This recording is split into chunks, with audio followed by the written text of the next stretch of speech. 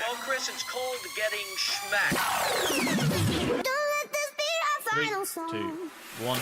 Welcome everybody, welcome to the latest episode of the Smac Talk podcast. A familiar face for everybody, if you remember from a couple of months ago. Peadar Hughes, welcome to the podcast. Welcome back to the podcast. Yeah, when was that actually? Because I was thinking this, is it a year or 2 years? It's a It year, wouldn't be isn't it? 2 years, Jesus. Has time gone by that quick? Yeah, literally, I yeah. sincerely hope not.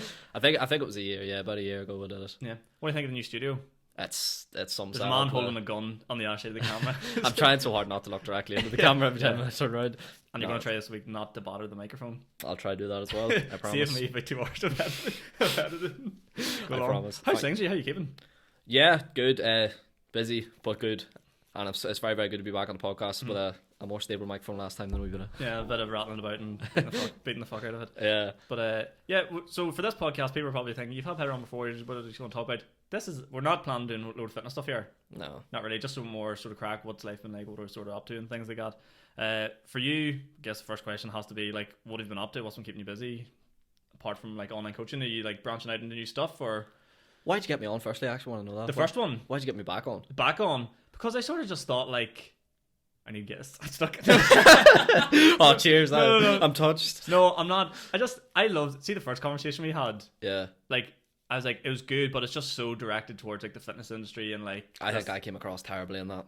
I don't think so. People really and like that. That episode actually did very well. Yeah. Yeah. It actually, and I don't just say that. Like, if it didn't do it, I'll tell you. Yeah. Point yeah. blank, like, but it did do very well. I'm not fair. sure if it was the fact I was cracked out of my mind a monster or I don't know what it was, but no, there's just good value in it. I thought, like, having you back on, like, you're one of the actual online coaches. Again, I hate to start out the podcast on a note, but like, you're one of the only online coaches I actually like listen to and enjoy, like, their actual content. Thank you, mate. Because let's just get stuck into it. A lot of it's fucking bullshit, and it drives me insane.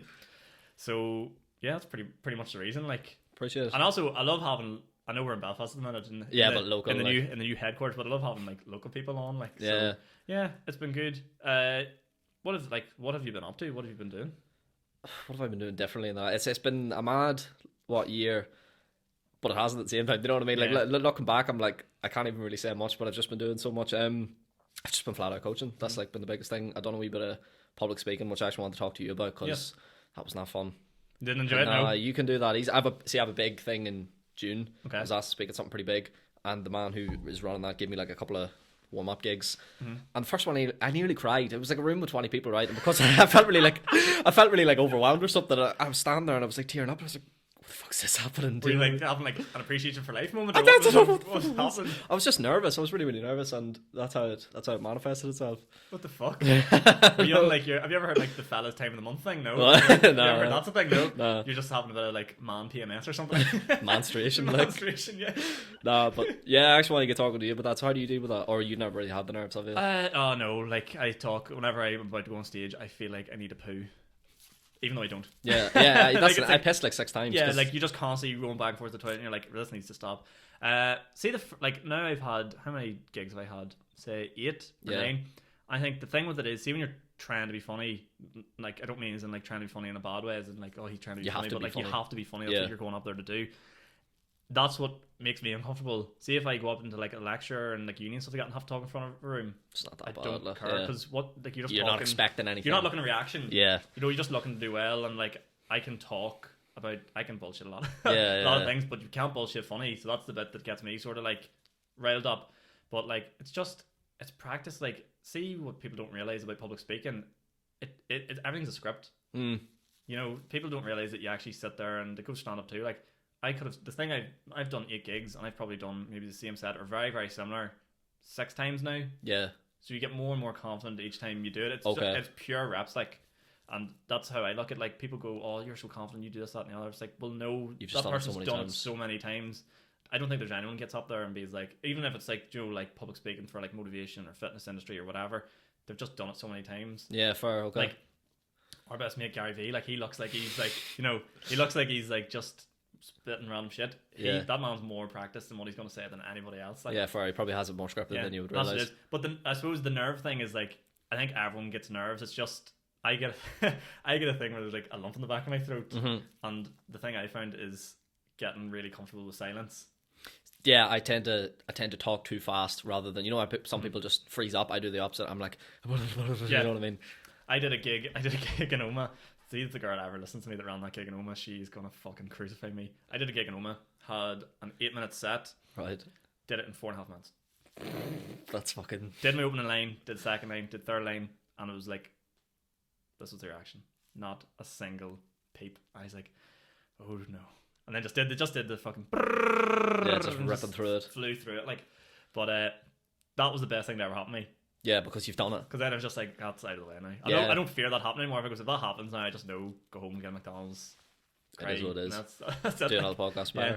Why, what did you feel for the first time going on? Were you just absolutely bricking it? I was just, right, so I wasn't that bad. I know this is going to sound cringy. I just kept going to the toilet, put my earphones in, like listening to like fucking mad music, just kept myself pumped up. But then it was, like I said, when you stand up, when I'm talking to you, it's not that bad because I'm getting a bit of feedback here. Nobody's talking back to you when you're presenting something. They're just looking at you. I hate that.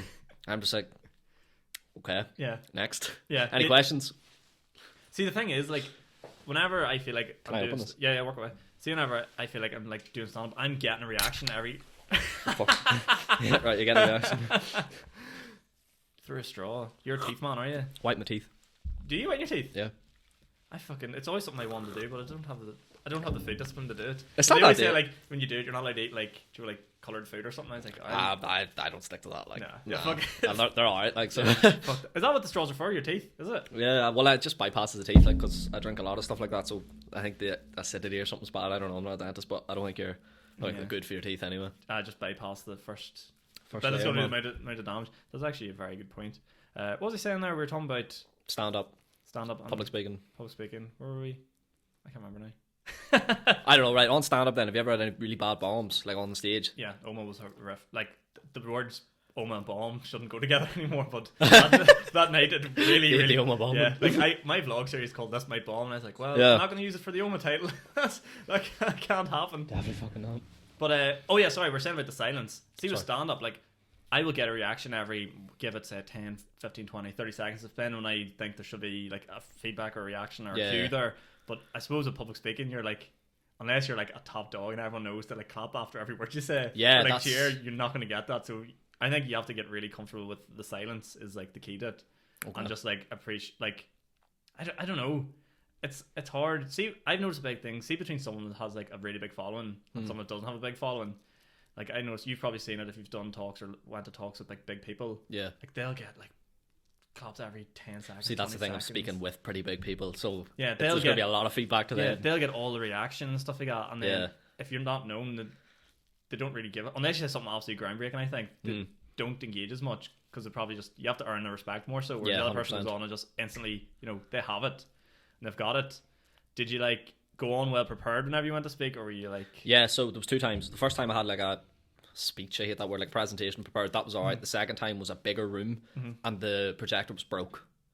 So I couldn't even do the presentation. So I just pulled up a chair and sat down and was like, right, what questions do you have? Like, that's what I did. Because I was like, I can't freestyle this. Not a hope. I'm still What are too these nervous. sort of chats? Like, what do people do at these? The first one was like a mastermind, like a business mastermind that Right. I'm not actually a part of. I was just invited to. Invited to? Oh, yeah, I actually was. I was part of it at the time. I was doing like Like a program business and- mastermind for fitness industry? Yeah, like Right, gym yeah. owners and stuff like Okay, that. So I was makes just sense. yeah. If we're into fitness already, no, he just asked me to do like a presentation at it, and then that was when he asked me to do this one in June. Right, okay. And then he's given me many ones in the meantime to, the crowd's just getting bigger and bigger every time. First one was like 20, and then June it's going to be like 200 and something. Holy shit, where's that in? Belfast. Is it in like a big venue, or where's it in? Do you know? Not sure where it is, some hotel in Belfast, I'm assuming. See, do you know what people don't realise? Oh. Like 200 people is a fucking lot of like. A lot of fucking doesn't- people, yeah. I think there are people out there going 200, like Yeah. You ever talk to a room of like 10 people and you're like, holy shit. Well, there was like 20 in the first one. That Yeah, was that's what I mean. I don't know. Well, then maybe on the flip side, it's easier to talk to a bigger room because you're not looking at. That's what you're not everyone looking. says. That's one thing I'm really bad at. Who like looking out into the crowd, because I feel like I like stare at somebody. Yeah, Do you know, get one person, you just. I don't think people will ever be able to understand the difference between being behind the microphone and on the other side of it. Oh, Because- this is easy. Or do you mean like this? No, or- like in like public places. Right, okay. Because it's tunnel vision. Yeah. And there's lights on and like stuff like when I'm on stage, there's a place around the corner I do stand up on a Monday night called the Pavilion Bar, and like you can't see anybody. You Yeah. are completely blind. And so you can't actually see anyone's reaction or what's going on. You're sort of like you have to try to look as normal as possible. Yeah. But like public speaking is one of them things I think you can build them and get good at it, but I think there's a natural act to it as well. Yeah, definitely. You need to be able to I've seen people that are hilariously funny throw up multiple times and be like, this isn't for me, nerves are like bait. So as long as you're not like that, I think you can work on it and develop it. And I don't cry. Yeah, you don't cry. Did someone see you cry? Were you No. in the corner? I've only really like I didn't while I was talking I was like getting filled up. I don't think it was on stage. Yeah, that's what I mean. I was like really overwhelmed. I was like, what the fuck is this? It's never happened before. I was just thinking it's such a beautiful moment. What else to say? I'd like to thank my mum. Yeah. And then how do you round off your speech? Do you like go thanks, Peadar, or like, because those are the things you don't think of. Well, see, I've actually had a wee bit of like public speaking training. It sounds really pretentious saying that, but like I have. And what he was saying, he was like, the start and the end has to be good. Nobody really remembers the middle. Like they just remember the start and the end. So close hard. So the ending, I think, was actually good. I can't really remember. It was just fucking adrenaline and tears. But I'm pretty sure the end was like funny or something, you know. And then I think I find the biggest part of it is like the come down afterwards. Yeah. You'd be absolutely rattled. Like you'd be buzzing, especially if it goes somewhat decent. You'd be like pure like, you know, off your tits, like ready to go. Like, and then there's just nothing. It's just flat lines. Grasshoppers. No one cares anymore. Like, yeah. And then the next person comes on, you're sort of just forgotten about that. That's what I find really hard about stand up. I'm just like, how do you like calm yourself down again? Because you'd be like, it's a different kind of nerves going on. Like you're nervous, but afterwards it's pure adrenaline. That's why they're all drug addicts, like, isn't it? Yeah, that is. Maybe that's something I need to dabble in. You need to get on the gear, man. Talk to this too. Fucking the online coach. Stay clear of drugs, kids. That's not my message. But maybe you shouldn't talk about that one. Not today. Anyway. Maybe next week. No. What is your drug? Caffeine? That pretty much is, isn't it? Like, yeah. I'm actually not that mad for caffeine. You know, like I don't really drink coffee or anything. I just like them. I don't drink coffee at all. Do you know? No, never. It's not that nice though. Take a latte. It's over. I think it's completely over. Tea now, different gravy. I think we herbal tea, like. Fuck, of course. I think I'm at the quota for pretentious things to say here. Like, you know where you're from. You know, I know. From Westwick, like. I'm from Lake too, not even from Westwick Spurs. Yeah. You're fueled by red diesel. I hate that's like the bit up here, like everyone does, because it's so easy to pick on Northern Ireland culture and like sectarian stuff, and like, where are you from? South Armagh? Oh, fueled by red diesel. You're like, but I'm good one. Yeah. What a zinger, our fella. But yeah, fuck, I don't know. So, is public speaking something you'd like to lean into more then? 100%, yeah. Definitely, because like you were saying, that buzz after, it's fucking unbelievable. Definitely, there's nothing like compares to it. No. And like, I think too, like, it puts you in a good group of people, like the people that are doing it. 100%, yeah. Like these people I'm speaking with in June are people I would look up to and I follow, and I'm like, I would love to meet them, never mind share the stage with them. Yeah. Do you know what I mean? Like, it's such a good positioning, if anything. Yeah. Fuck. But then obviously, like, see when you get introduced to these things and you're at the low level, you meet like, sort of like, not idols, but you know, do you get what I'm 100%, saying? yeah, 100%, yeah. And then, so like, talk to me about like, I always cringe myself at this. Do you know when you meet someone, you're like, fuck. Yeah. But you can't let on that, like, you're a fan of them almost. Like, you have to sort of be like, because they're a normal person. They're as normal can be, like, but you're like, hi. Like, yeah. What way do you approach that? I sort of choke up. Like, I've only ever met like a couple of famous people, but I just don't really know what to say. You go on a wee bit sort of weird because you stumble over your words and that. You know what I mean? You like, I think, and especially when you know you're going to meet someone, I think. Yeah. Like, I see like lineups and I'm like, fuck. Like, say like Shane's on that week, like Shane Todd's on that week. I'm like, oh, like, yeah. What you want to come across? I don't want to say cool. I know what you mean. Cool's not cool, like, but you just want them to like you. Do you know that sort of way? His stuff's funny, like, isn't it? His stuff is class. Yeah. Like, there's him and Colin Gaddis are probably the two biggest at the minute around Northern Ireland, and like their content's like unreal. Yeah. Guys, I was looking at, I didn't think, like, I've looked at like Patreon stuff for like monetizing stuff and things like that, which, don't worry, good listeners of the Smac Talk podcast, isn't happening anytime soon. But like, them boys are getting, I think Shane was like over 1,000 at minimum £1 a month, so there's 1,000 quid. But like, there's higher tiers of that, and then Colin has like 2,500 minimum. I think it's his like £3 or something. Fuck, like, that is ridiculous money. Like, yeah, for something as simple as sitting behind a microphone, doing your podcast. Because it is like, you obviously have your podcast too. Like, it's so difficult to monetize. Yeah, and I'm only charging you 500 for this. Like, yeah, be a guest appearance. Figure it out that way. That's like the complete right way to go about it. I think I love having my own podcast, but being a guest, I think, is just. Do you not like it? I think being a guest just takes all the worry away. Oh yeah, 100%. If you just go on, you just sit there and be like, it's your fault. Yeah. If you're like, this is shit, it's completely on you. Like. Yeah, I think being a host is a bit nerve-wracking sometimes because you don't want to come across real like interview-esque, but then again, you do need to ask some questions. Yeah, you do need to like get to know the person, especially because a lot of people you have on your podcast you never met before. Yeah, exactly. Like, you're literally getting to know. It's a really weird medium to get to know somebody, because if you're out for a pint or something, it's so much more social and like, you know, better crack and stuff like that. But if you just get to meet them, like, kind of have to ask the questions. What was your childhood like? Yeah, you have to get Tell me your traumas. You have to get deep with them. Like, I know what you mean. You're like, and then for some podcasts, I feel like I definitely fell into this for a while, like trying to get a motivational story out of everybody. Yeah. Because that was like the big sort of clip on TikTok, sort of going around. Black and white and all. And yeah, and just like, and it's like, now I've become a lot more like comfortable with what I want to talk about. Yeah. I'm just like, no. I think that's the best feedback I get though. Like, people don't come up to me and be like, that sixth question you asked that person on the podcast. They're like, I love how like conversational it was. Yeah, it just flows. That's the feedback like, you get. Yeah, it just flows and sort of like manifests itself. Like, there's a podcast I've did a podcast before you came on today, and we ended up talking about fucking like relationship advice or something like that. But it was like, I don't know how we ended up on the topic, but it just sort of like flows that way. Yeah. And like, not that there's any great value in that, but it was just, so it's more entertaining. I want this to become more of like an entertaining sort of platform than like a, I don't know, you're not going to come here to try and get your fucking motivation away. Yeah, life advice. Yeah, trust me. Don't come for me for life advice. 24 and decide you want to start a stand-up career. That is on a podcast with 12 months left of a fucking degree. That's a recipe for disaster. We'll ask that question again in a couple of years' time. You never know. Yeah, right enough. After I delete all these videos off every platform ever, it's like, no, that didn't exist. I don't think you can delete podcasts because I looked at this before. Peadar, what are you saying to me right now? Yeah, because I remember, not that I was planning on deleting it, but I remember, not that I tried, I was like, I wonder could I? And I couldn't figure out how to do it. I'm sure you can't. What do you use, Anchor? Anchor, yeah. I'm sure you can, but I couldn't figure out how to do it. Holy shit. That's actually terrifying. I know. Because do you see all the stuff with Joe Rogan at the minute? I actually don't know what's going on. What is it? I seen there's something, but I don't know what it is. So here's the gist of it. The gist of it is he's been talking like doctors and stuff about the vaccine and like anti-vax and stuff like that. And more so on the, like, I think it's been like the anti-vax side. He is anti-vax, is he? He's not anti-vax. I think like he's like, if you're young, you're fit and healthy, you don't necessarily need to get it, and you shouldn't be forced to get it, which is sort of whatever. But like, obviously he does 3-hour long shows. Yeah. So something's going to be cancelable. So he did a podcast and he sort of got a few facts wrong, whatever. But he came out after and said, look, got the facts wrong, blah, blah, blah. It is what it is. I'm going to try to get more people on with the conflicting views straight after, so like Joe evens himself out. Yeah.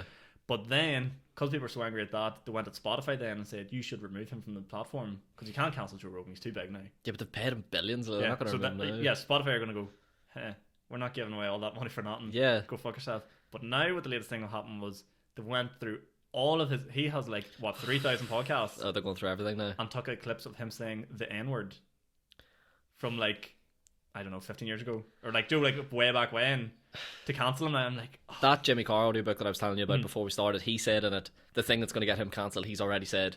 It's probably already on YouTube. And that's fucking freeing, isn't it? That's so good. There's a guy, stand-up Joey Diaz, comedian from America. I've heard of him, yeah. He has done the most disgusting things in life. Like, been to prison, everything. But he's told everyone stories. Yeah. This is like, you have no dirt on me. I put it all out there, and all the stories, like, some of them are horrific, but they're hilarious. like, so, it's happened. Yeah, it's happened and it's done. And like, he grew up, I think, in like Boston, like 1980s, 70s. Like, Joe, like, completely different time. But that's the crack with Joe. They've basically went back and taken clips of him just saying the N-word and compilated it into like a couple of minute video. You probably shouldn't have said that, to be fair. No, in fact, he came out and he was like, I shouldn't. There's no excuse for it. Yeah, obviously. But if you quote some things I've said before, I'd fucking...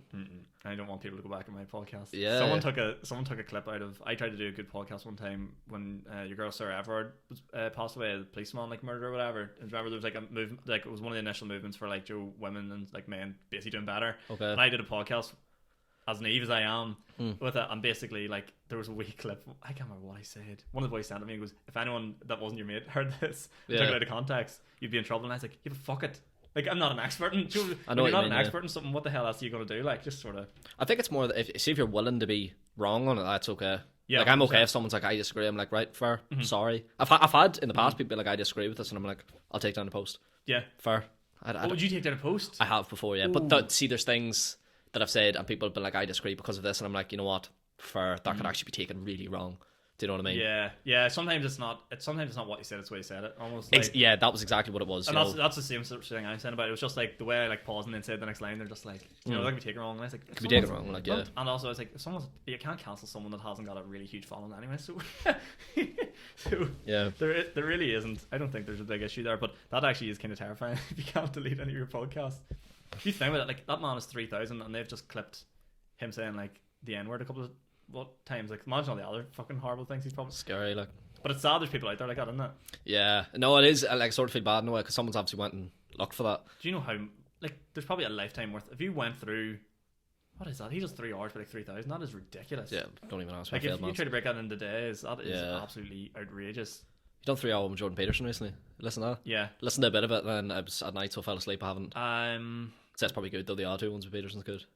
I didn't like it. You don't like Jordan Peterson? Or you don't like that? I like Jordan Peterson, but I just didn't like the episode. There's a bit where he starts talking about like music and how he loves music, and he's like sort of like he's weird. He's just a weird guy. He is. He's gotten strange, a lot weirder, I Yeah. think, too, especially with like the fame and stuff that's come about. Like he's talking about like music and dancing and like how he's at this event, and then he goes like he's like a robot almost like, and it was so beautiful. You know, like That actually sounded quite like him. he's just like I've listened to 3 hour podcasts with him. He's ingrained in my brain, like, and he's like, he's so beautiful. I just love it all, and just like, what the heck? Just why do you, like he's I don't know. He's so scientific or something. I don't know, but I didn't. The first 2 I was like, there's great value in these. 100%, yeah. And then the last one I was like, I don't think there's anything I can take away from this because they're like covering like transgender topics and like just stuff you don't really. There was a bit of controversial I think topics. American politics at the start, and I don't really care about that. So I was like, oh. Yeah, he started talking about what was the one at the very start. He talks about like the environment and global warming or something like that. Yeah. And he's like, well, no, and I'm like, I heard that part. Yeah, I heard that I'm part. not here for this. Yeah, I don't care about that. Give me life advice. I love his clips where he like just like disses feminism, sort of like disproves it, sort of thing. Like, yeah. Now that can be taken out of context. That can be taken out of context. But I love how he's just like, I don't approve of that. Yeah. Peadar Hughes' views are all his own. Copyright 2022. But yeah, like that sort of stuff I like because he like gives like a thought process that like, yeah, because you are made to feel nowadays that like when like a minority has like a view on something, you sort of have to accept it. If you disagree with it, you're sort of like in the wrong, which I hate because I'm argumentative over pretty much everything. Like, but yeah, no, I don't know. I don't listen to Joe Rogan for those things. I like listen to Joe when he gets on like Miley Cyrus. I never listened to that. I wasn't a big fan of him until recently. Until that Kevin Hart one. Somebody told me to listen to it, and I was like, I hesitantly did. I was like, right. And so was it the one where Kevin Hart is like? I listened to both. Yeah, the bit where he talks about the sun's gonna be there every morning. Which one is it? Oh, in the shower. He's like, sun gonna be there every morning, Joe. Whether you asleep or you awake, the sun gonna be there. Are you gonna be there to catch the sun? And I don't know why that resonated with me so much, but I don't even remember that part. To be honest with you. There's a few because I like travel up from near to Belfast quite a bit. There's like podcasts I'll listen in the car, and by the time I get out of the car, I'm like, fuck. I feel like a different person. The other one that was like that was he interviewed Dan Bilzerian. Joe Dan Bilzerian from Instagram, and I came out, I was like, I should just be single forever. Came into the house, I was like, what the fuck am I like? Joe's like, I could be like having 100 women on a yacht or something like that. And then came into the house, I was like, what the fuck am I talking about? Podcast Wim's interesting though. He's actually quite an interesting character. No, he is. For what you would think, like you wouldn't think he's as wise and smart. He's quite intellectual. Like, yeah, 100%. Like, I find that with a lot of them guys. And that's why I like the podcast medium, because you get sides of people you'll never ever expect to see. 100%, yeah. Like, it's all well and good. Like, I do like the YouTube and like the vlogs and stuff like that, but you'll never properly, like, if you listen to my podcast, you get a better picture of me than what you do in like a small vlog and stuff. You have to put on a picture, I think, especially with like Instagram and stuff. Say you're doing like a reel, what's that, 30 seconds? You're not going to get philosophical in 30 seconds or psychologically minded in 30 seconds. Or yeah, you don't get a true understanding of what it is I like to talk about. Yeah. Like there's certain things I just don't talk about. Not because I just don't think that way. Do you know what I mean? Yeah. So it really just sort of, I don't know. It really all depends. Like, but again, podcasting is one of the things everyone's doing it now. So I think everyone's trying to find their niche. 100%, yeah. So what I want to sort of see your podcast. Obviously, you do like fitness stuff. Yeah. Would you like to branch out and do like more than that, or are you? That's the thing. I try not to do fitness stuff, but at the same time, it's tricky. Yeah, you're in that industry and you have them connections. Exactly. If I have good connections, they are fitness, or like someone who has a big business. Do you know what I mean? But like, what I'm going to do, get them on talk about how to pay less tax or something. Like, do you know what I mean? I like interesting people, so I'll get people on that I find interesting. Yeah, that's why I love picking people's brains. Yeah. One person in particular whose brain you got to pick, which I'm quite jazzed about, Sinead Haggerty. Yeah, that's a great one, yeah. I've asked this question to you offer, but I want to know, what is Sinead Haggerty? She, like, it's like... As a straight white male, 24 years old, what the fuck is Sinead what does she do? Like, what does she do now? I wouldn't know how to say. I think I asked her. I think I said, does she call herself an influencer? I definitely had it in the notes because I wanted to ask her that, because I remember I heard her saying it on a podcast. She was like, yeah, but I wouldn't consider myself an influencer. Why does no one want to be an influencer? What is the negative? Just negative connotations around it, like, isn't there? But like, why? I would embrace it. Yeah, I think people are afraid of the whole sellout label, like, aren't they? Maybe, I don't know. Like, people are offering me a couple of grand to post something. I fucking post it, like take it every day of the week. I've had some conversations with people like, what would you not do for like a couple of grand a week? So there's very, very little. Like, people's wines away wonder there, but I was thinking more lines like fucking going down the sewers and scooping, doing horrible jobs like for £2 a week or something. Do you know what I mean? Like it's ridiculous. No, but if there's something you believe in, there's something you use anyway. Do you know what I mean? Like I did a giveaway with Nutrilein recently. You've probably seen. I had a pack of them protein balls in the car. Do you know what I mean? Like I actually like them. That's why I did that. Yeah, it makes sense. Yeah, because people that is where people get caught up in it. Like they like promote like say like a financing service or like something that's just terrible for people to get involved in and like all that there sort of like people doing like the crypto all that there sort of stuff. Do you get them DMs? Well, all the time. Cryptos and I see a hunter in you. NFTs. I don't understand NFTs. I'm just not getting into that. I have a bit of money in crypto, but so does everyone. Like you have to. Yeah. I've also lost a bit of money in crypto over the last lost a bit of money. Yeah. I don't understand it. I put it in and it's there. Do you know who I took my financial advice from for cryptocurrencies? My 18-year-old brother. Yeah, that's probably the best person in the minute, isn't it? He was like, he had me convinced. We share a room whenever I was living at home, and like every night he'd be like, "This, I'm telling you, like this is it." Get on it. And you're just going into like the sleep state, and you're like, he must be right. Do you know what I mean? Yeah. Like, and then whenever it first stepped, I was like, "You fucking bastard." I didn't put enough in that I'm afraid to lose it. That's I was the same. Like I only put a couple of £100 or whatever, and like whatever I had like was fine. But I'm like, it'll come back. Even if I like took it out now, I haven't lost ridiculous amounts of money. Like, and even if it all went, I wouldn't be like, I'd basically treat it as money I don't have anymore. Yeah, you know what I mean? exactly. I think that's what people get lost in whenever they do like trading and stuff like that. It's gambling if you're doing it. Like, completely is. Like, I don't think. Do you know I don't think there is a get rich quick scheme. No, I would. Like, do these people are trying to sell you cryptos at like fucking £1,000 and like they'll go to 50,000. I'm like, why? See, I know people that do things that you wouldn't think are like. I know people who are traders and earn a lot of fucking money, and I know people who do like Amazon dropshipping and earn a lot of money, but they don't just sell you a course on how to do it because they're busy doing it. Yeah. Do you know what I mean? Well, that's it. The thing is that those who can't do teach. Yeah. Which is kind of not good for an online coach to say in front They of do actually. they do actually both have courses as well. But in saying that, like, it's not like they don't just go out DM and I see a hunter and you used to do my course. Like, it's legit. Yeah, like I actually was trying to think. If you think of like some of like the most successful people out there, like the biggest businesses, they don't really go around mentoring. No, they don't have time. They don't have the energy to do it. They just put everything into getting their money back. Yeah. And then on the flip side of that, if you get to a certain size and you get too big, that's what you do in like your Joe. Sort of, it's probably more like a relaxation thing or like a social thing. Yeah, I think people get a vibe off like helping other people as well. I'm not saying all like business mentors and stuff are scams, but there's definitely a lot of scams out there. Like, there is. I wouldn't go near any of them. No, if I didn't know someone and they were selling me some get rich quick scheme, I wouldn't do it. Like, nah. No, I'm trying to think what was like. I'm trying to think if I've ever done any of them courses. I done the Amazon one. I was actually going to go ahead with it, but see, it's a lot of work to set up. Once you set it up, the dropshipping thing. Yeah, it's actually not dropshipping. It's called FBA. So Amazon sort all the dropshipping side of it out. You don't have to hold stock; they hold the stock. You send it into their warehouse and they distribute it for you. Yeah, exactly. So once you set it up, it's passive. Like you don't have to touch it. That's but so wild. I was just like, ICBA. Do you know what I mean? Like it's genuinely so much work. You see all them videos on TikTok of like young people being like, "This is how you make X amount a day," or like dropshipping 10 grand a week or something. Yeah, all them stupid things. You're just like. What was the one I seen recently? Some of them I actually do believe in. Like there's like the transcribing ones. You ever seen them? Is that copywriting? You basically like just put in the subtitles for people's videos. Oh right, okay. For people that are like you can't understand, like people from Northern Ireland. Yeah. It's like, do you ever use like the Instagram like captions thing? Do you ever see mine? It's just beep because I'm like fucking this, fucking that. There's like I'll quick skimming because I just haven't the energy to go through word by word. Cause it's fiddly to do. But like if like what was one I said?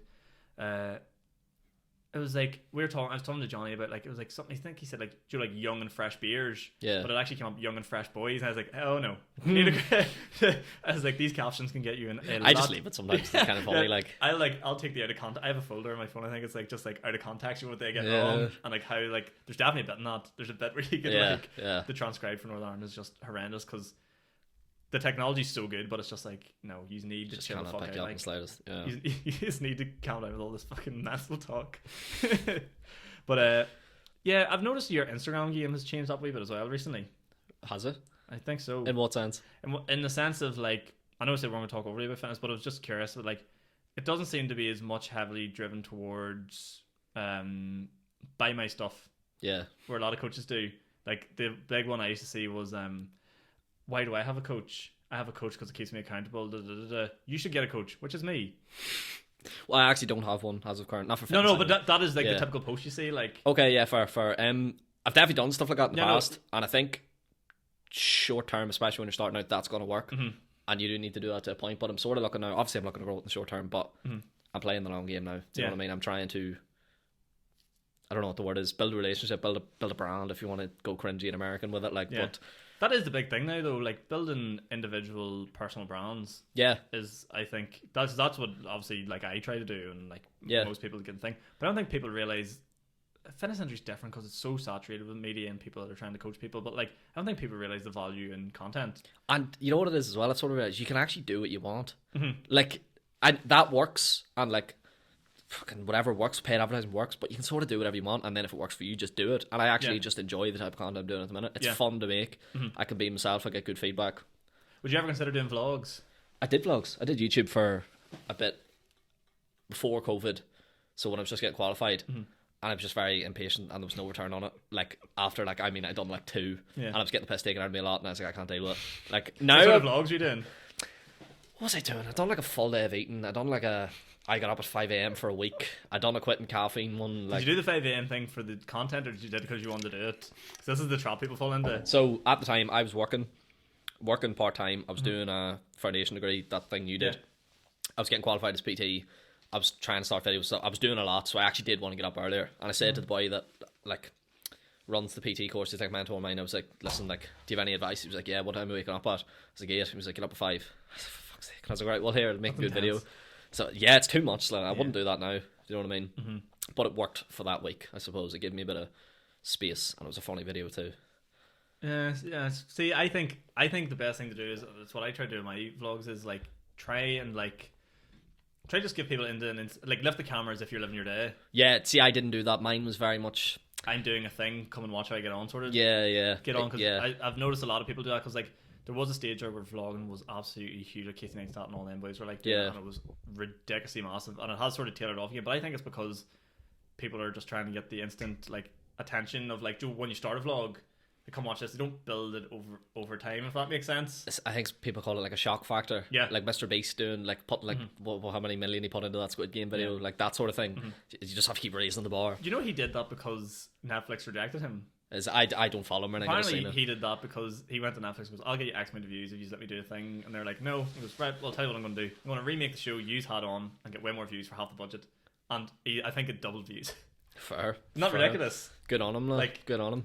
But then that seems to be where like content and all that sort of stuff is going. Like, I give a homeless man fucking £50,000, and like your video on his face, and you're like, I hate the world.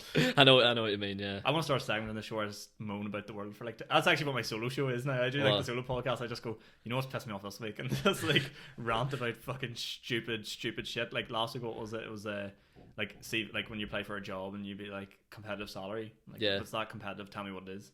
Like, what the fuck is that about? Like, especially now, because I'm getting into the stage where I'm looking at grad jobs and stuff like that. Yeah. To tie me over. If any employers listen to this podcast, they'll never employ me. Like, I'm obviously so massive. Yeah, Jesus Christ. I'm screwed. Like, but which is funny, because I think, see, in comparison to my stand-up, my podcast is 10 times worse. If you come see my stand-up, like, I don't talk about anything too ridiculous, or like people talk about sex and like mad shit. Mine's quite standardized. What's your sense of humor? Like, what? The stuff I sort of do, the bit I sort of have in a minute is sort of like I don't know. I like to take a piss on myself. Okay, self-depreciation, sort of. Yeah, sort of like that. Like I remember there's a guy like got on stage and he was all just like, I remember watching a guy and he was talking about like saying how like dude fucks all these girls and like made himself out to be class. Yeah. And no one was really enjoying it. So I was like, flip side of that, what if I just paint myself out to be this guy that just, you know, like fucks about, doesn't do much, instead of being like, oh, I have a massive dick, but like I have a small dick, and people like love that shit instead, like self-depreciation comedy. And then I do like, well, like a main bit I do is sort of like the difference between like a guys and girls experience at the spa, which I'm not giving away free on this podcast, so if you want to come watch that, go to those gigs. Yeah, come to those gigs, because it's a great bit. People love it. Shane Todd commented on it saying it was a good bit. So there you go. That's all people need to know about Seal that. of approval. Yeah, but that is the tricky thing, because whenever you're talking about speeches earlier, you need to be careful what you give away. Yeah. Online in comparison to what you do. 100%. Yeah, because you're doing the same. You don't seem piece sort of thing or bit, or like it does change. I don't really like doing the same thing over again because I get bored of it. Yeah, you don't like saying the same thing all the time, and it loses like it's like authenticity then. Yeah. Because I found whenever I tried to like master script, and I don't know, maybe with coaching it could be a bit different, but I like, my style is like, instead of writing like instead of like writing like a start to finish piece, I bullet point everything. Okay, and there could be something stupid that pops in my head in the middle of it, and it'll go in there. I seen you done one and there was like a car noise outside. You was walking in the area. That was fucking hilarious. Like that there sort of stuff. But like, I think, see, if you like, I think you have to have that. That's what I mean by stand up and like talking. Like you have to have that like Bit of quick freestyle, reaction. Yeah. And like something, because you can't ignore that. Because then it throws you off, and then you go, where was it? And then you go back, and then people are like, wait, he's just. Yeah, you need to be a bit quick witted and like current. But it's the same. I think it's the same with all talking. You need to be able to like read the room. Yeah. And be able to like, right, what are people engaging most with? Yes. And be able to like hit home on what they're interested in. Like say, I don't know, say you go talk about like nutrition or lifting or whatever part of it is. If you see people are starting to perk up and give a bit more attention at one part, you're like, Definitely not, by the way. No. I'm not talking about that now. Why? What are you talking about? It's actually about marketing, which isn't more exciting really, but I don't think I would be interested in talking about nutrition and stuff. Really? It's hard to be interested in talking about that though, isn't it? Because it's a bit boring. Not that I don't love it. I love it. It's my job, but like, I think when you strip it all down, it's really basic. It's really basic, yeah. That's what I mean. Like, it's not that complicated. There's not much I can really give. Plus, I'm not a nutritionist, so yeah, I get booed off the stage. See, that's good. You know your lane. I'm not qualified to give. Yeah, I know. Yeah. I'm well aware, man. Fucking, that's one thing that does my head in. It's like people that think they're qualified to give advice on. You're like, hold on a second. There was one thing you said to me in the last podcast really stuck me. It was like disorderly eating and eating disorder.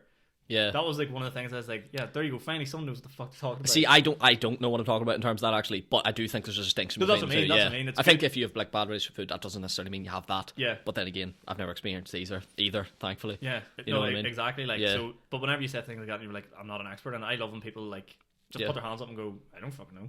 And I've had clients come in with that, and I'm like, see this person. Oh really? Don't see me. I'm sorry. I'll give you any help I can, but there's no point in me guessing. You know what I mean? They come to me with personal problems. See a therapist. That's interesting. See if they're like, this is a bit off topic, random topic, but like, see apart from coaching and stuff like that, and like being into like gym stuff, what other sport would you be interested in, or what would you like to do?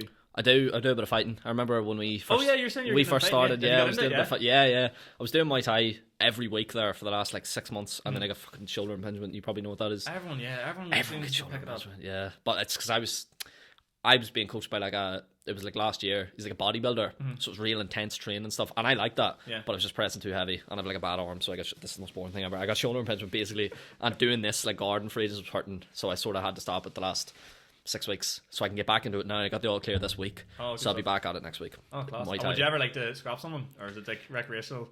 I don't know. Sure. Yeah, I don't know. I think I would. I think I'd like to challenge myself, but I get battered.